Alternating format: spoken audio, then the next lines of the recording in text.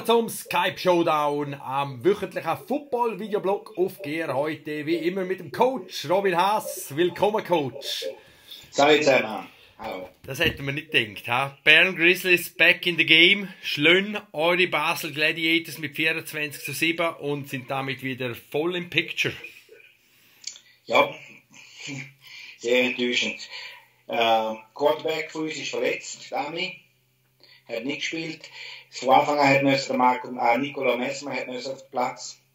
Der Coach Wayne hat die Offense noch schnell umgekrempelt, weil er denkt, es ist nicht gut, Spread spielen gegen Bern mit einem Quarterback, der sehr wenig Erfahrung hat und Schweizer ist. Es ist das Gleiche passiert, wie das mit Winterthur oder so ist. Der Safety Ami hat sich verletzt und der ist schon wieder daheim. Das wissen ja viele schon, also das ist ja nicht ein Geheimnis, das haben wir auch viel geschrieben, sie wissen, warum wir da Geheimnis draus halten. Der hat sich verletzt und ist wieder heim, somit haben wir ohne Amis gespielt. Dann haben wir noch 3-4 Kranke gehabt, plus der Fink ist immer noch verletzt. Das sind keine Entschuldigungen, nicht, dass du mich da falsch verstehst. Ich bin der Coach, der überhaupt nie Excuses hat für solche Sachen. Einfach schlecht gespielt, das ist nicht gegangen. Ein langer 60-Yard Touchdown Run vom Dimitri, für unseren Running Back, Dimitri Feller. Und danach sind viele Inside Zones gewesen und ISOs und ein paar Mal wieder Fly Sweeps. Früher oder später hat dann Bern 10-Man in Box rein oder 9-Man in Box und hat den Run gestoppt. Und die paar Pässe, die wir versorgt haben, sind nicht angekommen. Es ist, mit den Leuten, die ich noch nicht durch sind, selber Match haben, die Leute, mit denen ich geredet habe, auf dem eigenen Team, die haben gesagt, es ist nicht gelaufen. Zum Glück hat die Defense gut gespielt und Bern Offense hat immer auch noch nicht so gut, obwohl es 24 Punkte ist, aber bis 3 oder 4 Minuten vor Schluss ist es noch enger gewesen. Im dritten Quartal war es noch 10-7, noch mehr viel Goal vor Bern. Und dann im vierten Quartal ist dann eigentlich eingebrochen und dann hat Bern dann die restlichen Punkte gemacht, sprich die 10 Punkte, oder 7 Punkte, aber es ist kein Highlight gewesen, es ist probiert zu laufen, kein Pass, nichts, es ist wieder alles offen für den Drittplatz. Ein bisschen enttäuschend, schade, weil irgendwann wir haben einen guten Spirit und alles, müssen wir schauen, dass wir den aufhalten, also das First Team, oder, und ja, Bern hat jetzt eine Reaktion gezeigt, dass wir gesagt haben, oder? Also sind für die Grizzlies damit ein Team, das auch oft mal wieder einen Shot hat, das Jahr? Ja, ein Shot. In den Playoffs ist alles möglich.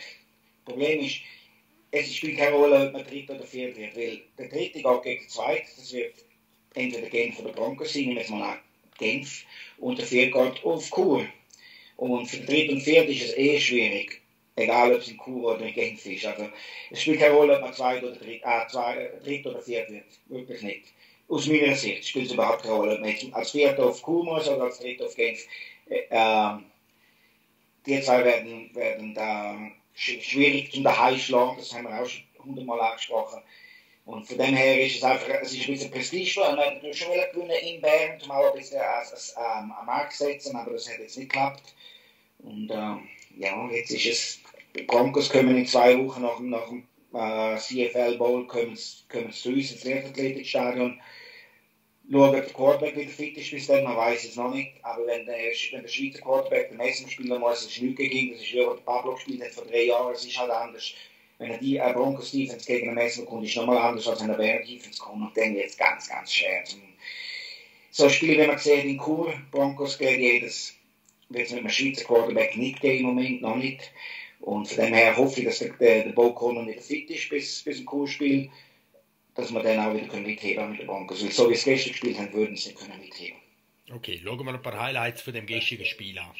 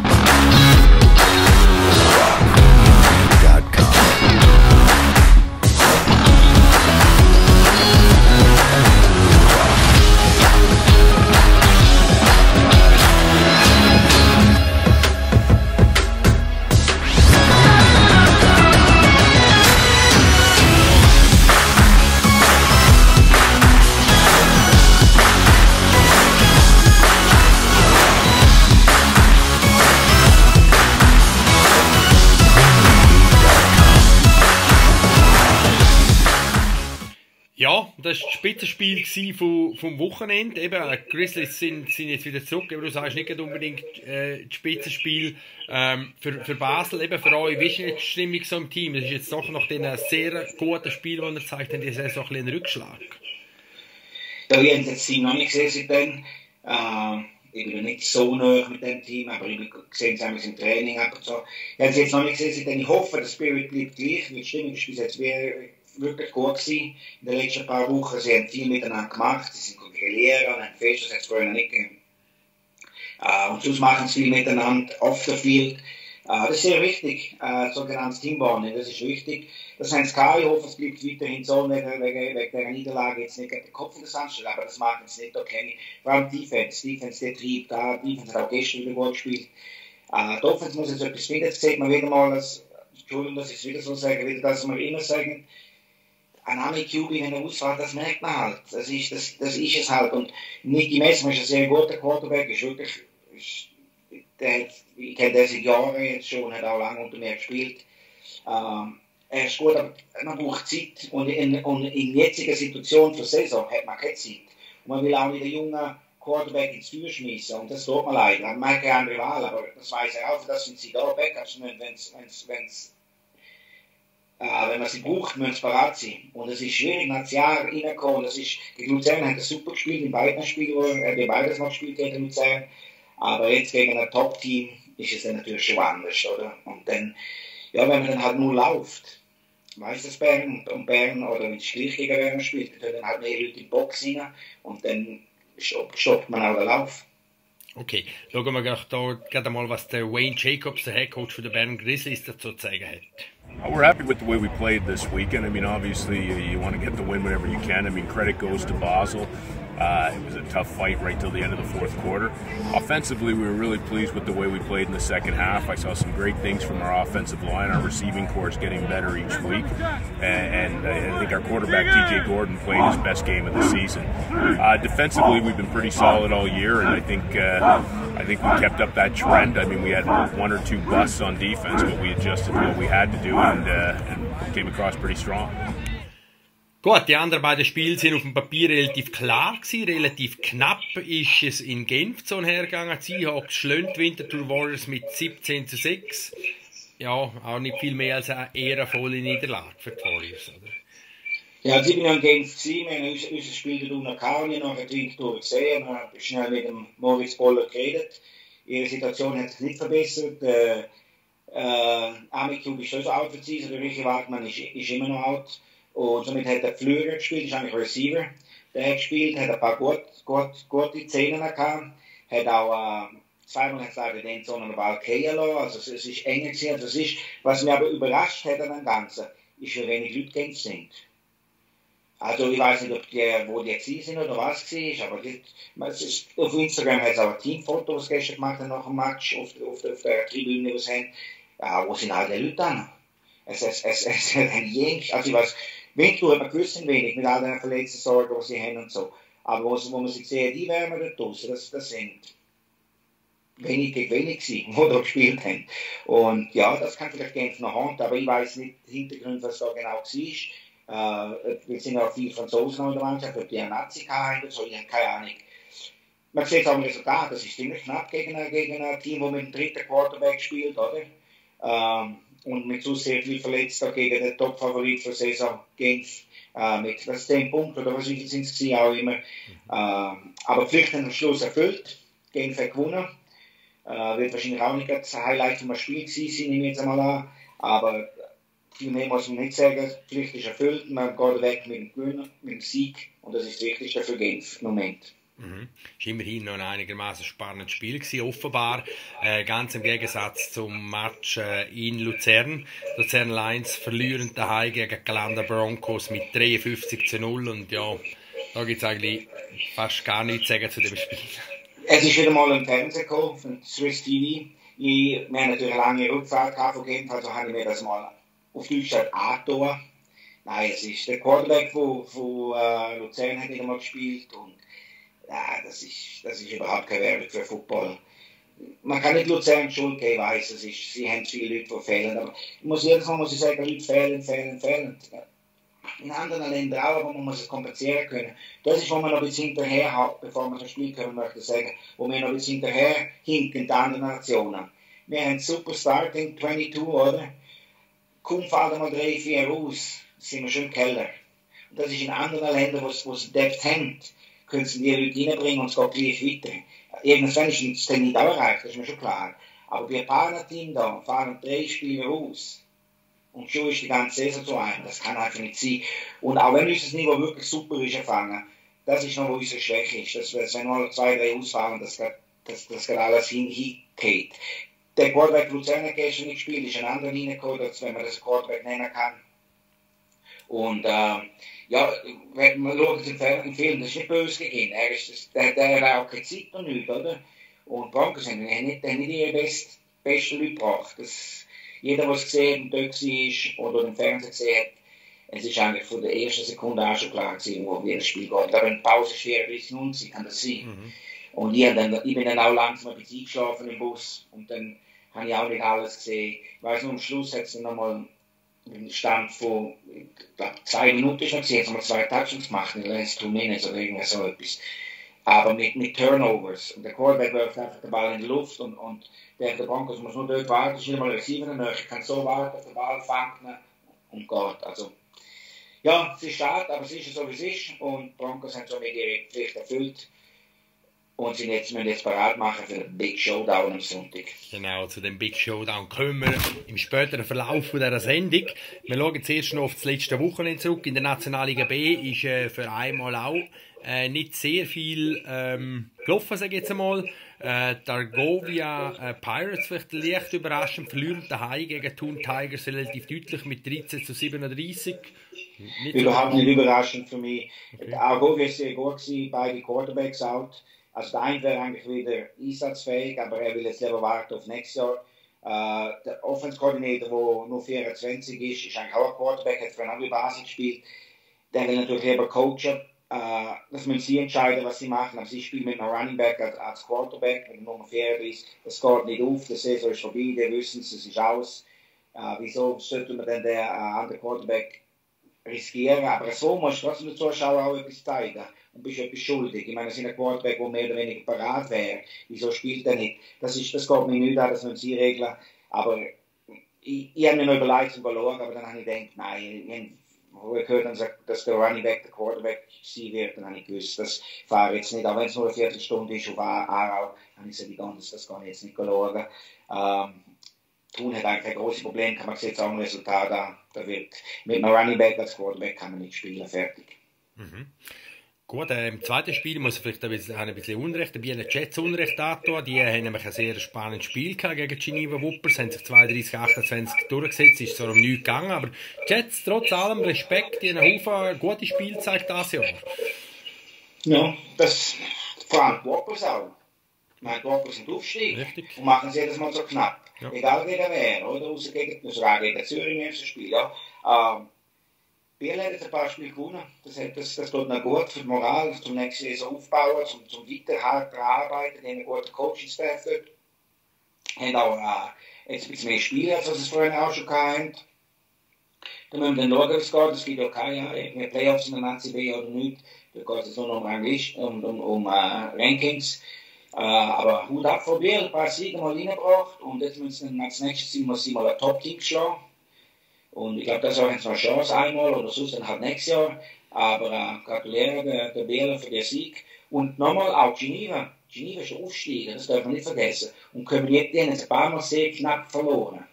Und die haben jedes Wochenende, wenn sie daheim spielen, lange Fahrten. Es gibt keine anderes welche Team. Also die haben wirklich da in der Schweiz rumfahren und sind halt nicht so aufgebaut wie die Seahawks mit Profi-Coaches und allem drum und dran in der ACB. Von dem her auch Hut ab für Genf. Whoppers und probieren, ja. Okay, schauen wir weiter in die Nationalliga C. Dort ist es nämlich sehr spannend so hergegangen. Es ist auch ein Spitzenkampf jetzt gegeben. Die Lugano Rebels schlönt Schaffhausen Sharks mit 25-10, relativ eindeutig. Und Lugano ist jetzt im Driver's Seat in der Nazi C Ost. Ja, das ist das passiert, was ich vorausgesehen habe. Schaffhausen hat jetzt langsam ihre wenig Leute im Kader, merken sie langsam.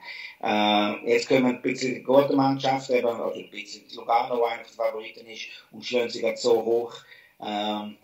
Schaffhausen hat den Topscorer mit dem Flückigen, der Receiver, und ein sehr guter Quarterback mit Remo.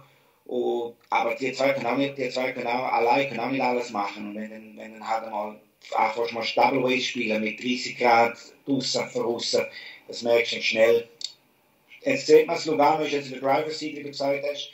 Aber eben, Nazi C, ob es dort überhaupt ein Aufstiegsspiel gibt, wenn man jetzt schaut, was in der Nazi C West passiert, oder? Weiß man nicht. Aber ja, gratuliere Lugano, dass sie gegen Schaffhausen gewonnen haben. Mhm. Gut, bevor wir zur Nazi C West kommen, da gibt es nämlich auch noch etwas zu erzählen. Vielleicht noch schnell zum zweiten Spiel. Das ist einfach eine faustdicke Überraschung, zumindest meiner Meinung nach.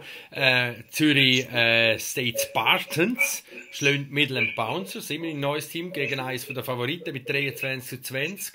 Das ist sicher eine Überraschung auch für dich. Es ist eine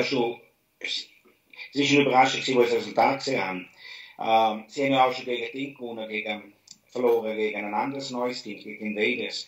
Und ich bin jetzt einmal kurz nachgegangen, ja, sind ein paar Verletzte, können wir uns dann wieder und allem.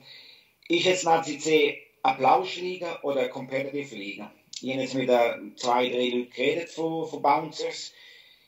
Es hat geheißen, dort nehmen die Leute Ferien während der Saison, sie gehen an Fisherman, wie heisst das so, das Ding da, vom Fisherman Friends, die Competition da, die Strongman Competition, sind ein paar gegangen, andere sind in der Ferien, andere sind weg.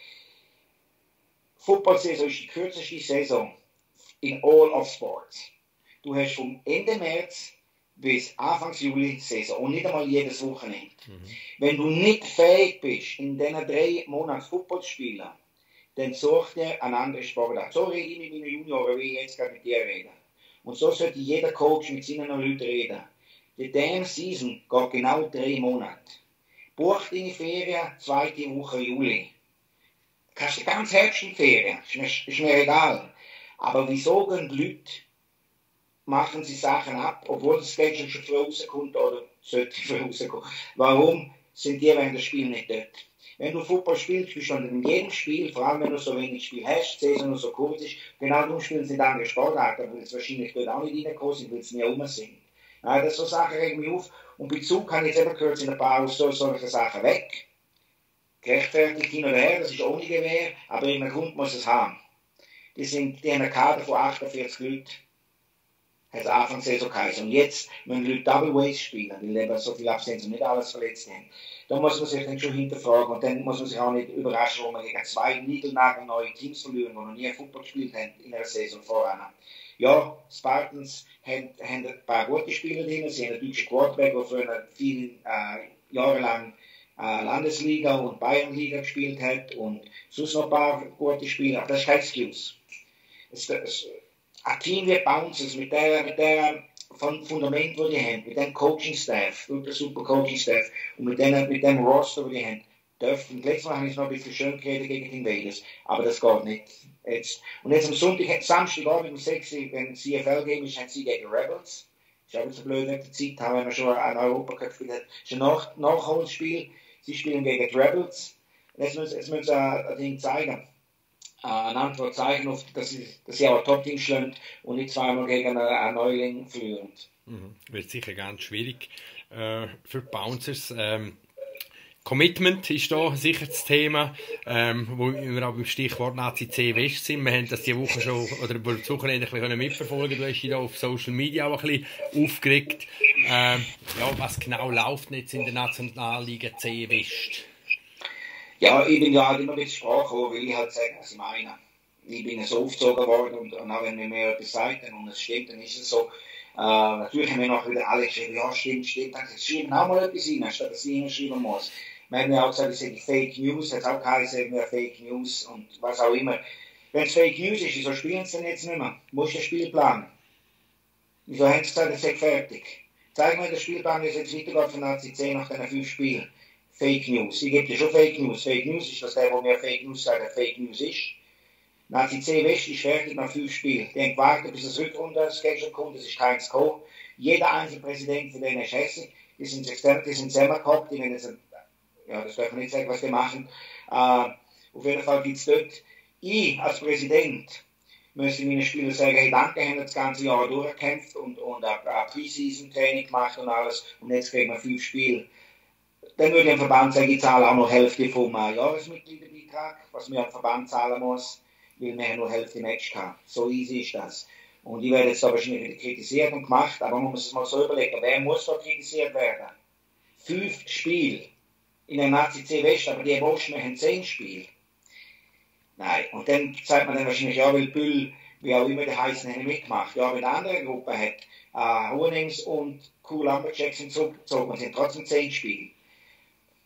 Wenn man schon Fake News sagt und macht, dann geben mal ein Statement raus, warum das so ist, dass wir dann das auch diskutieren können. Und dann, wenn ich falsch liege, kann ich sagen, sorry, die 5 Präsidenten haben gar nicht mehr als 5 Spiele. Okay, dann sage ich nichts. Aber es gibt doch kein Statement, wir wissen nichts. Wir wissen nur, die sind fertig. Und wie der Herr Klauser, der Präsident von der FIBO-Karte schon gesagt hat, sie sind offiziell fertig jetzt. Und auf Deutsch sagt es schießt noch schön an und er hat nicht gewusst, dass Spieler sagen, weil du kannst dann jetzt auch nicht den ganzen Mitgliederbeitrag verlangen für 5 Spiele. Es ist wieder so eine Situation, wo ich selber nicht involviert bin, aber einfach zum Wohl vom Football, oder? Es ist, wenn du der Präsident Glenn Chase hast, kannst du mich auch mal fragen, was dort genau Sache ist. Das hat er übrigens gesagt zum Interview von letzter Woche. Yeah, I think that, let's be clear. There's a clear miscommunication. We did bring the topic up at the Delegatenversammlung last year. We did vote that the U19 League would not have overtime. There's 2 problems that basically play on the issue. One is that most of the U19 teams play before the men's team. And usually they play at, 11 o'clock in the morning, and the men's team plays at 2 o'clock in the afternoon. And one of the arguments that was there for not having overtime was the fact that the games with injuries, with the breaks in between quarters and what have you, prolongs the time that the U19 teams are on the field. And because of the 3-hour period that the men's team that plays normally immediately thereafter, oftentimes don't have a place where they can do their stretching and their warm-ups and stuff like that, right? Because some of these teams have just the one field. You get 40, 50 guys out there off to the side in the corner doing warm-ups. They're not really full gear. They're not really, stretching out the muscles and all of that kind of good stuff. So one of the arguments for not having the overtime was the fact that we could not afford to have the U19 teams being on the field for a 3-hour period, because that would then delay the men's team that usually starts thereafter at 1 o'clock. That argument was justifiable. The Delegatenversammlung said, okay, we'll find those teams that are traveling extended periods. Let's begin their games, the U19 games, 1 hour earlier. That way we'll have 4 hours in between. And that should give enough time for, given the fact there's injury time and what have you, enough time for the men's team to be able to do their warm-ups on the field where they will be playing thereafter. So that was one of the arguments for not having the overtime rule. But then again, the question came up that, if we're ending in ties all the time, then we won't have a clear, distinct winner.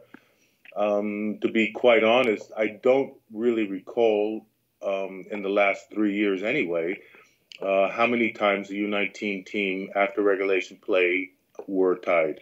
I don't really know, but that's kind of immaterial, because last year in November at the Delegatenversammlung, the teams voted for and it was approved to have extended play until there was a clear, definite winner for the U19 matches. I think all of the teams were present in the Delegatenversammlung, so the communication flow essentially coming from the DFL to the team presidents, down the, cascading down the chain to the head coaches and to the players themselves. Obviously, there was a breakdown there on one side. For our referees, the referees do not attend the Delegatenversammlung, but the fact remains that the head referee, the Schiedsrichter Opman, and our technical director clearly communicated to the referees when they had their training in the month of January, the 4 weeks in the month of January, that the U19 teams will play until there is a definite winner. Unfortunately, last week with the Renegades, they were unsure. The two coaches that were on the field were not certain, and of course the head referee pulled out his iPhone, went to the statutes that we have on the website and looked it up and saw that, oh, U19, no overtime. That part of the communication breakdown rests fully on SAF. The protocol was not published. It was not updated. The regulation changes to the statutes were not made in time. So he was reading old information that should not have been. However, being a head referee who had attended the course in February, he should have recalled that there is no, dead end, uneven games. All games must have a clear, definite winner. So there are two fronts there that broke down. What do we do about it now in terms of U19? There are some negotiations that are going on between the two teams that were involved, and they have agreed that if there is a marginable difference between the first and second place team, or the second and third place team, or third and fourth place team, that those two teams would go back and conclude that overtime game. So that is already a definite. So I don't believe that it would have an adverse impact on the league. Obviously, teams, when they are playing a competition, they should finish the competition and not have some, 1, 2, 4 weeks in between, because then the variables change quite dramatically. So it's not the best solution, but it is an option that we do have. Personally, I feel that the referees that were on the field did the best that they could. I think that they did okay. Personally, I think that the determination of a clear and definite winner of that U19 game between Winterthur and Zurich probably would have, from what I understand, probably would have gone maybe 1, 2, perhaps even more quarters thereafter. So, not the best solution. Many breakdowns on many fronts. But when people say SAF is not publishing things and SAF is not communicating things, I have to really alert everybody to the fact that SAF is made up of the teams that are within the league. So we're all in this together, and if we all don't try to fix it, it never will get fixed. Okay, so that means from now on, there will be overtime in the under-19 for the rest of the games this year. There should be, yes. I don't say definite because, everything is possible. But from what I understand, the communication has gone out to all of the white hats that we have, and everybody is crystal clear that games must have a conclusion with a clear and definite winner for the U19 games. Okay. There's another question about the National League C West. There was some scheduling conflicts and problem with delayed games too, and now it looks like there will be no return round for the National League C West. Can you confirm that? Yes, well, National League, or let us say Liga C, was a difficult league in order to schedule for the 2019 season. As many of you know, and you know as well, we had 3 teams that basically dropped out of the league after the schedules were being formed. And unfortunately, the last team that dropped out exactly on the last available date before being penalized. Actually, they dropped out, shortly thereafter, but we waived that on them simply because it didn't bring any benefit to anyone. So the whole Liga C schedule basically went from 18 teams to 15 teams. And of course, when you juggle around that many schedules because of 3 teams dropping out, Phoenix Lumberjacks and the Cineplex Blue Devils. So with those 3 teams not being involved in the 2019 schedule, we had to adjust quite a bit, very short-term notice. And we had less than 4 weeks to get it done. And we did the best that we could. Obviously, it was not optimal for some of the teams, especially in the western side of Switzerland. However, we extended the play for the teams that were successful. They will have playoff games, 2 of them, and then the championship game as well. So all in all, the teams that are very successful, i.e. the champion of the Liga C, will end up having to have played 8 games at least. So, I mean, it's not the best of solution, as I mentioned, but it was a solution, the only solution that could probably have worked, given such short notice on the teams that were available to play. So. Aber eben, wegen der NACC, dass wir mal schauen, wie sich das weiterentwickelt. Präsidenten haben etwas im Kopf. Ich weiß auch ein bisschen was, aber sie haben gesagt, ich soll es bitte nicht weiter sagen. Darum, das sehen wir dann in der nächsten Woche, was da läuft. Auf jeden Fall lassen sich das nicht gefallen, ist auch klar, oder? Ja, wir mal schauen, wie das weitergeht. Okay, dann warten wir da mal noch ab und wir gehen nochmal zum Sportlichen zurück. Es ist nämlich auch auf sehr hohem Niveau gespielt worden am Wochenende, und zwar in der Elite-Liga U19. Du bist dort mittendrin, statt nur dabei gewesen, wahrscheinlich nicht so gerne, hörst jetzt das, oder? Aber ihr verlieren Basel Gladiators im Spitzenkampf bei den Geneva Seahawks mit 6:7 und es war ultra knapp gewesen, nicht nur wegen dem Resultat. Ja, wenn wir schon reden von hohem Niveau, es ist wirklich, jetzt nicht, weil es meine Mannschaft ist oder weil Genf ist, aber es ist wirklich, auch die Schiedsrichter haben gesagt, ich meine, das Niveau ist schon verrückt.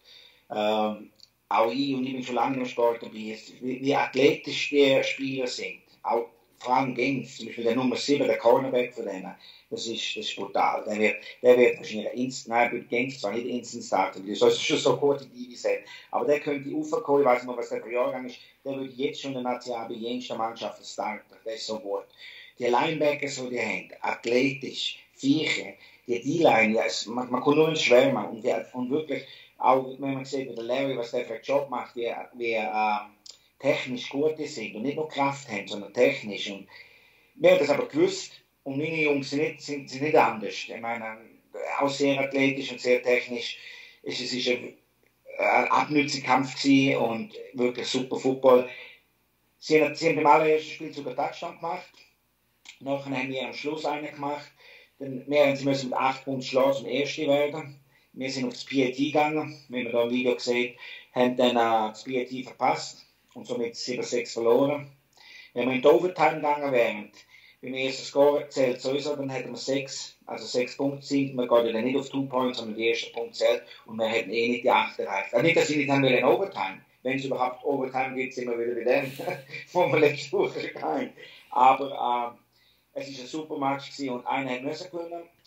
Genf hat gewonnen. Aber wenn wir in den Swiss Bowl kommen in Chur gegen Genf, gibt es eine böse Revanche. Und das ist gar noch lange bis dann. Es kann immer etwas passieren im Football. Aber wir haben jetzt zweimal im ersten Spiel haben wir 7-0 verloren, im zweiten 7-6. Also es ist wirklich sehr, sehr gut gewesen. Und Calanda wird auch immer stärker. Und jetzt sind wir im Wildcard, wenn es so bleibt, kommt Calanda. Da haben wir jetzt schon ein bisschen, wie die tun in letzter Zeit. Elite League ist das Beste, was wir machen können in Jahren. Nicht weil ich jetzt involviert bin, auch in dem, aber jeder, der das sieht und sieht, wie das geht, sieht auch, dass es wirklich das Beste ist. Und nochmal, Zürich und Thun wären in der ACB, hätten das nicht gemacht. Gegen Nine-Man-Football, gegen Geneva Whoppers Juniors und Lausanne Whoppers und Lausanne Owls Juniors. Also es ist wirklich eine super Sache, die wir da gemacht haben. Mhm. Du hast es gesagt, es ist wahrscheinlich, sage ich jetzt einmal, dass es zum Wildcard-Spiel Basel gegen Broncos kommt. Und du hast gesagt, Broncos zweiter Big Win in Serie ist. Luzern ist zwar das Schlusslicht, aber trotzdem 60:8, nachdem sie schon über 50 Punkte gegen Bern letztes Wochenende gemacht haben. Sind Broncos jetzt wirklich stärker geworden im Verlauf der Saison oder sind die Gegner einfach schwächer geworden? Nein, die Broncos sind stärker geworden. Das ist no doubt in meinem Mind. Ich meine, wir haben schon sehr Mühe gehabt. Ich will nicht sagen, wir sind besser, aber wir haben schon sehr, sehr Mühe gehabt in dem Exhibition Game. Sie haben richtig hoch, haben sie eigentlich nie verloren, oder? Richtig böse, haben sie wirklich nie verloren. Sie sind noch immer eingebrochen gegen den Schluss, auch gegen den ersten von der Gruppe. Zürich war noch nicht. Ist erst im 4. Quartal sind sie eingebrochen. Dann haben wir ja schon mal gesagt, wenn sie die Konstanz anbringen, dann ist das ein Team, wo man aufpassen muss. Das ist eben genau so ein Team, das in den Playoffs kann brutal aufspielen und du bist nicht bereit und dann bist du es gewesen. Und von dem muss man wirklich aufpassen. Letzte Woche haben sie mit 50 Punkten Bern geschlagen, jetzt gegen Luzern, egal ob das die 2 letzten Platzierten sind von beiden Gruppen. Du musst erst mal 6 Punkte anbringen. Gell? Wir haben gegen Luzern gerade mal 34 angebracht. Von dem her zeigt es, dass der Coaching-Staff einen guten Job macht. Ich meine, sie haben nicht, dass ich das jetzt falsch sage, aber sie haben einen vollzeitlichen U19-Coach, wo man jetzt langsam Früchte sieht, wie er das übertreibt, auch mit seinen Assistants. Er hat Zeit, um den ganzen Tag mit einem Programm machen und so. Und die Junioren profitieren davon. Ich hoffe, sie werden alle ins Training, weil für so einen Coach und die ganze Coach, da kannst du nur lernen für die Zukunft. Es sind auch viele junge Dinge, es sind ja nicht so viele Abgänge, habe ich gehört, auf nächstes Jahr auf. Ein paar, die noch U16-Spieler werden für die, also denen wirst du auch Freude haben. Jetzt hoffe ich, dass wir Zweiter bleiben und dass Broncos zu uns kämpfen. Übrigens hätten wir das Stadion dran gekauft für das Spiel. Haben wir sogar für 2019 gekriegt, weil unsere First Team kann ja nicht mehr, die wären weg, die sind nicht dort, die wären ja auswärts in den Playoffs, die sind gar nicht daheim.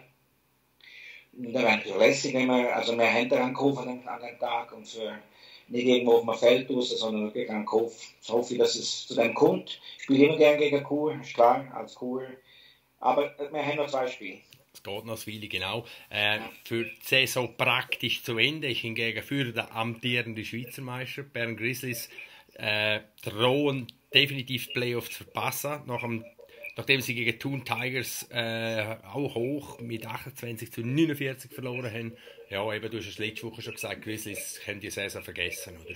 Die können es vergessen und das ist Aufbaujahr für sie. Nach dem zweiten Spiel hat er es gemerkt und er hat auch gemerkt, dass da viele meinen, sie sind besser als Team und Nico und weiß ich nicht was.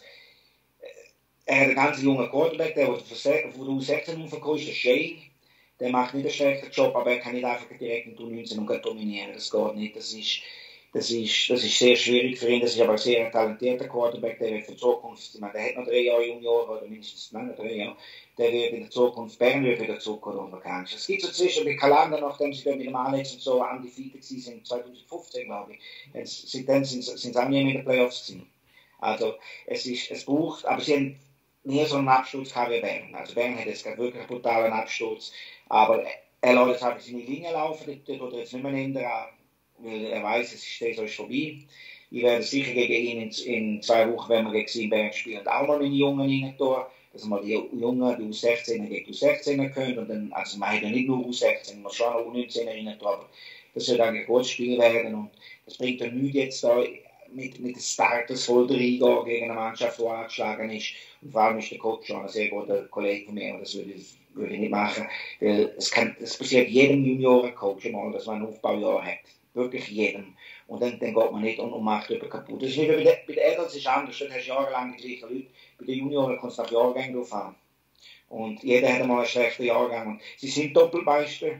Und jetzt gerade nachdem sie 2-mal Meister sind, einen schlechten Jahrgang, kommt noch hinzu, dass der beste Quarterback von dieser Liga aufgehört hat. Der hätte noch ein Jahr gehabt.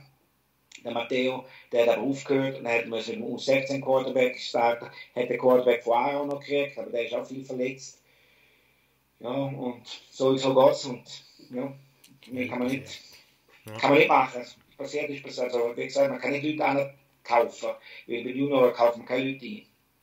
Ja, schnell passiert, vor allem in so einer starken Liga, wo sehr viele Teams sehr gut sind, und da freuen wir uns extrem auf das Saisonfinale. Aber jetzt was ich dir noch sagen kann, Entschuldigung, dass ich wieder rede. Du als U16-Coach, oder? Habe ich U16-Coach auch schon gesagt, die Saison ist am Herbst und die werden nicht von Skype verfolgt. Aber Bern U16, über die Hälfte ist jetzt in U19. Die werden Co-Kollegen. Wenn wir jetzt sagen, U19 verlieren sie alles, warten auf die U16. Nicht um die irgendwie Angst machen oder so, aber ich habe ein paar von den U16 gesehen, die U19 spielen bei Bern. Also da wirst du dann auch. Also ich muss sagen, ich bin U13 Flag Coach bei den Broncos. Wir gehen jetzt aber tatsächlich, der Cello Brändler ist ja bekannt in der Football-Schweiz, und wir gehen zusammen auf in die U16, übernehmen die U16 Tackle-Football-Mannschaft.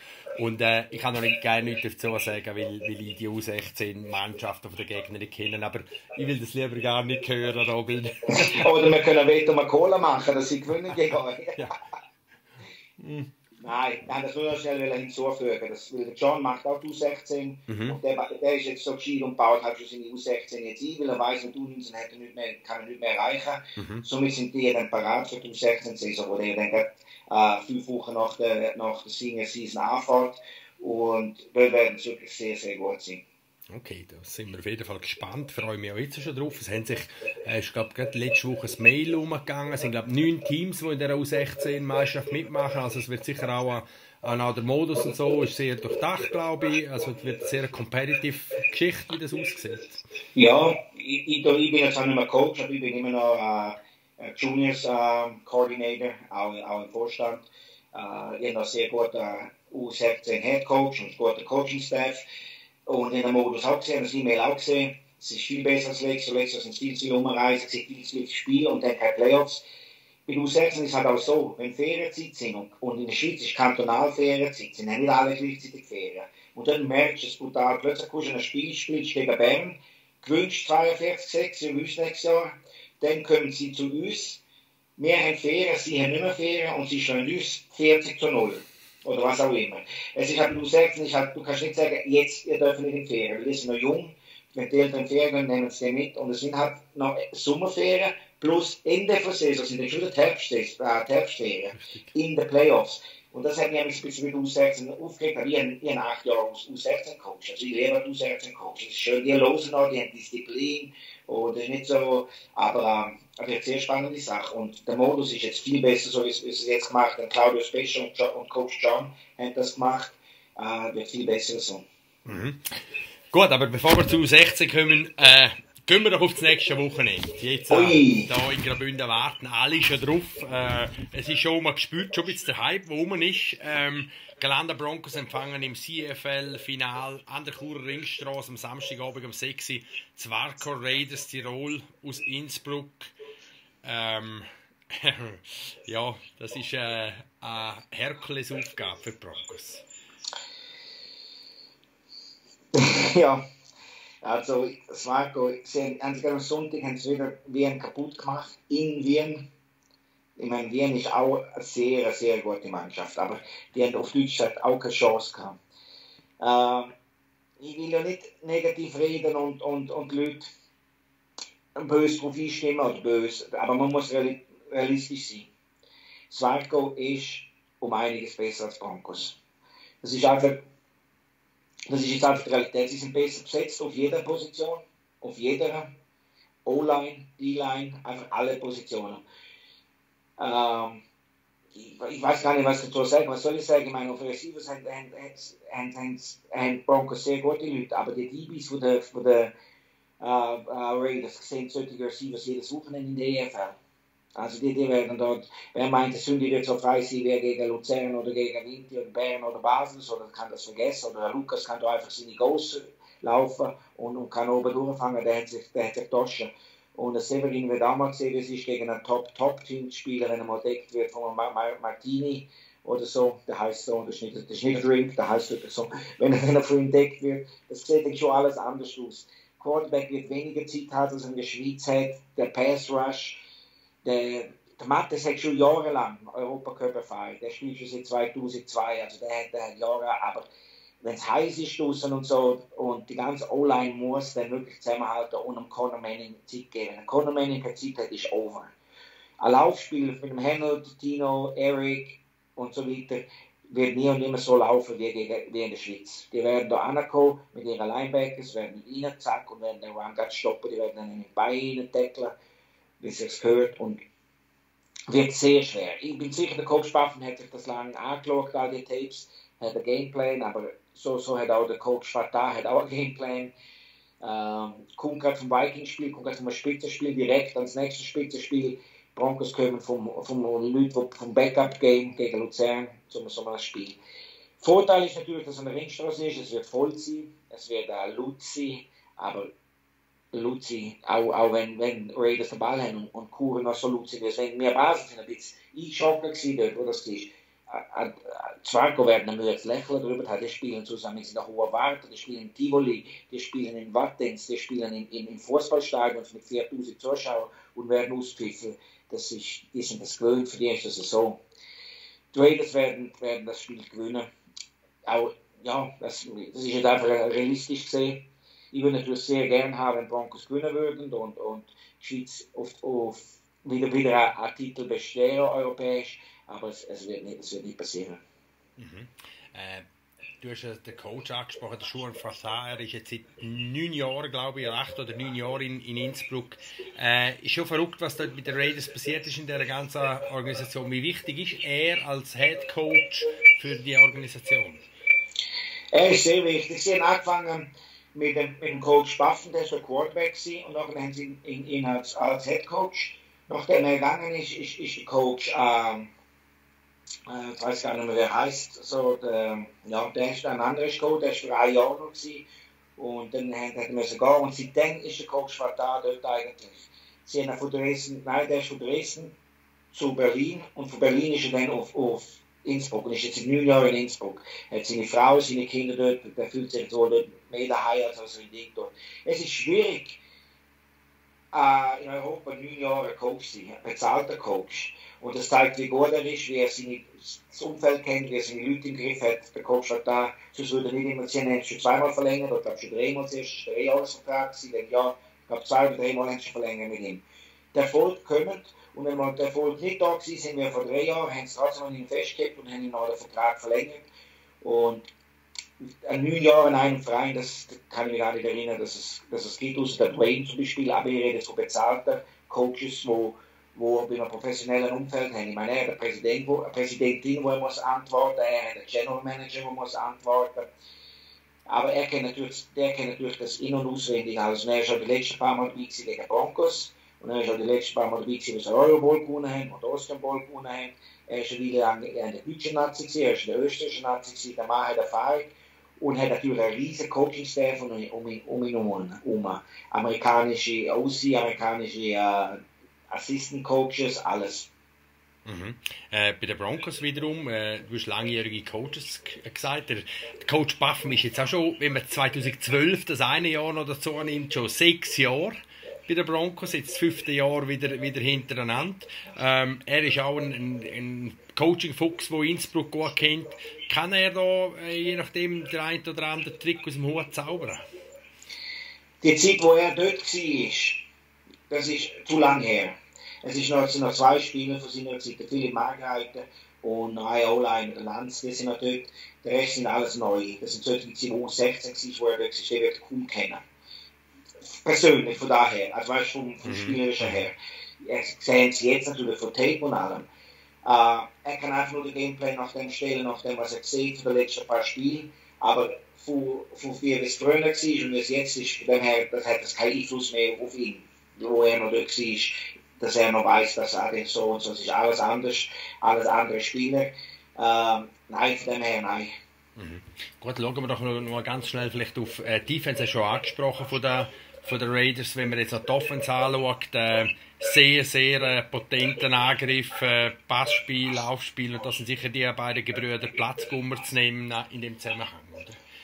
Ja, Platzgummer, die sind natürlich die sind MVPs und ich glaube, spielt nur noch ein oder der andere, ich weiß nicht, ab und zu, der spielt nicht immer, der ist noch ein Bobfahrer, olympische Bob-Team ist der noch drin, aber der Sandro ist wahrscheinlich der beste europäische, oder in Österreich sicher der beste europäische Receiver, was haben.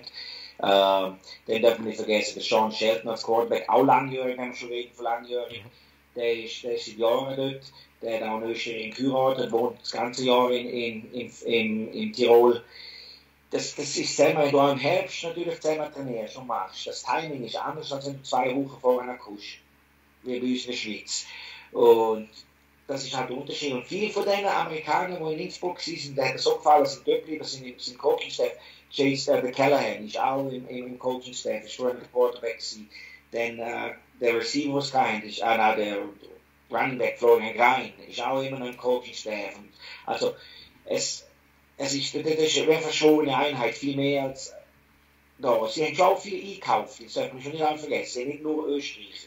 Aber es ist einfach eine Einheit, wo viel mehr zusammen ist, das ganze Jahr durch. Und das macht natürlich schon den Unterschied. Und wie du gerade gesagt hast, die Österreicher, Platzgummer, dann von Hohenems der Grischning und ich weiß nicht mehr, wie er heisst, aber so, die sind auch alle dort und die sind, weil Innsbruck hat Universität, so wir können viel gehen dort aber studieren und dann gehen sie auch zu Tirol spielen. Früher viel Salzburg, sind auch jetzt noch Salzburg, die in Innsbruck studieren und dann natürlich für die Raiders spielen. Das ist natürlich super. Die musst du nicht zahlen, die sind dort und sind super Spieler.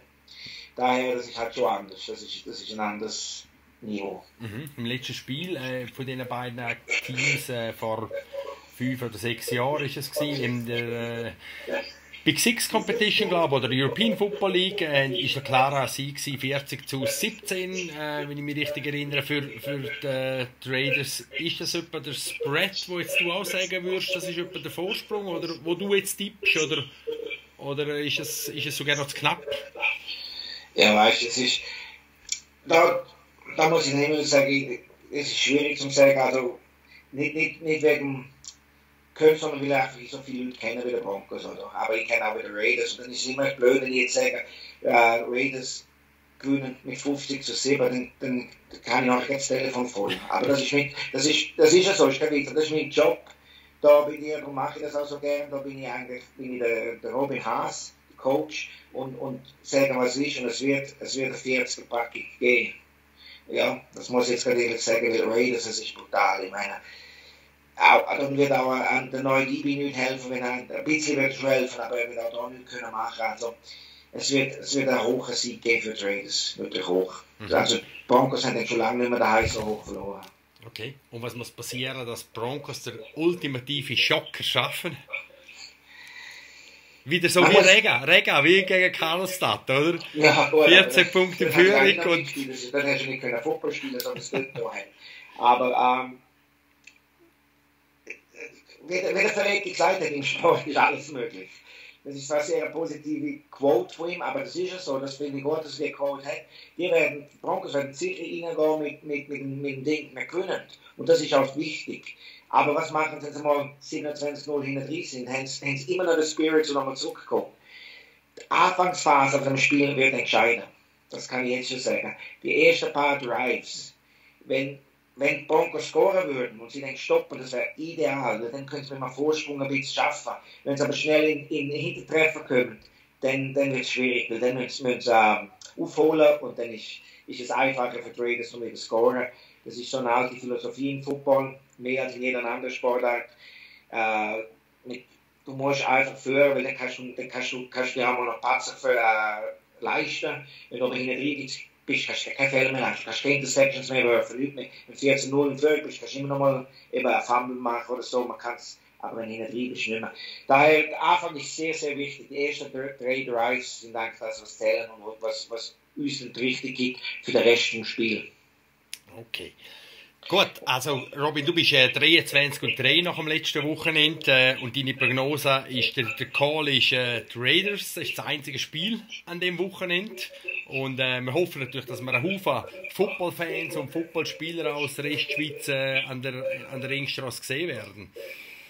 Ja, also wirklich, ich meine, da geht es nicht um Teams, sondern es geht um das Land repräsentieren. Also unsere Liga, unsere Football-Liga, nicht unbedingt das Land, das wäre die Nationalmannschaft, aber unser Land repräsentieren.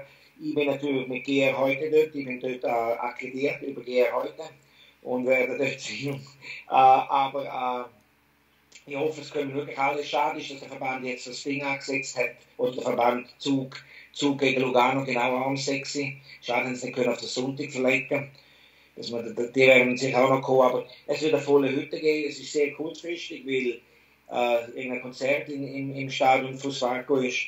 Und dann kann man auch keine Gegentribünen aufbauen, und man muss wirklich früh kommen, dass man Sitzplatz hat, weil es gibt nur eine Kategorie, oder, im Ganzen. Von dem her ist es wird aber voll, und es wird mal richtig lässig. Und das Wetter auch noch mitmacht, wird es richtig viele Zuschauer geben, und ich freue mich sehr auf das Spiel. Und Pfingsten ist auch Montag, frei, dann kann man ja dann nachher immer noch weggehen nach dem Spiel. Samstag, Sonntag kann man ja dann immer so verreisen ins Tessin oder wo man will.